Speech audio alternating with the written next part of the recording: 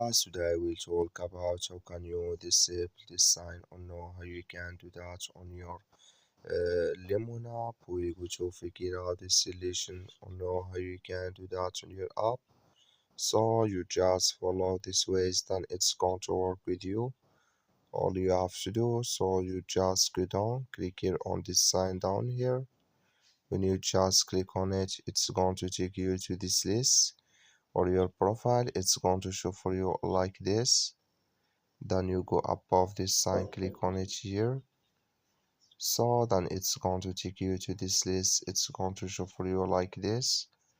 You come here to push notifications, just click on it here. Then you come to next step here, come here to interactions here, click in this sign or this color like you see. So like you see here, color it's gone. That's mean interactions notifications disable with us now. That's all you have to do. Thank you for watching. Don't forget to support us by like and subscribe.